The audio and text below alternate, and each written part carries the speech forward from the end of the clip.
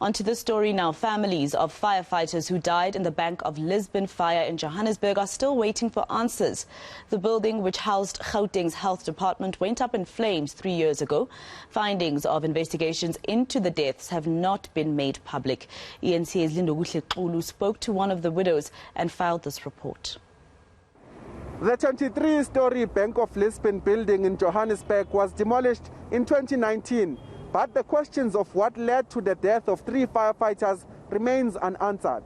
Initial reports suggest that the building that housed Gauteng's health department should not have been occupied at all, as it had a compliance of 20% instead of the required 80%. But to date, there are still no answers, even after several investigations were launched 3 years ago. Their mission was to douse these raging flames. But it ended with Simpiwa Marupane, Mduduzi Ndlovu and Kachuchelo Muwedi losing their lives. 3 years later, Muwedi's widow says her wounds are still raw. It's not like I'm gonna heal now to say, okay, it's 3 years, let me just forget about him and then move on. So it's very difficult, especially when you don't know what happened.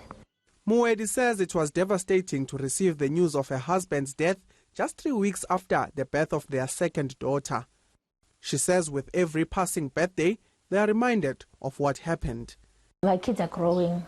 Sometimes they ask, Mommy, what really happened when Daddy died? So I don't have that answers. I just tell them, you know what, Daddy was at work, the fire started, that's when he died. So I don't know when they grow up, what will I say to them? And she has to try and answer painful questions from her now 3- and 5-year-old children about their father. Muwedi says all she can do now is teach her daughters about their father's kindness while they get to know him through photos. She wants reports from the Gauteng government and police investigations so she can decide whether to take legal action.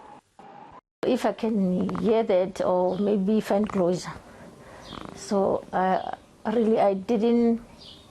never sit down and think what will I do after that, because the report is not here. If I have a report, maybe I will have that. The city of Johannesburg says its own investigation has long concluded and findings were made available to the families. Mayor Jolie D. Matongo says they found the building wasn't compliant with safety regulations, that the fire chief failed to ensure the building was safe for firefighters, and that there were failures from the city itself.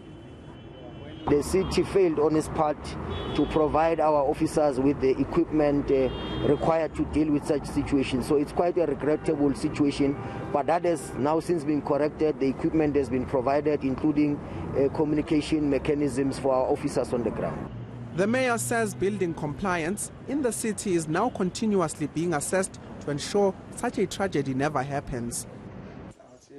But Muwedi says she's still waiting for the truth about what happened. And until she has them, she can't find closure. Lindokuhle Xulu, Johannesburg.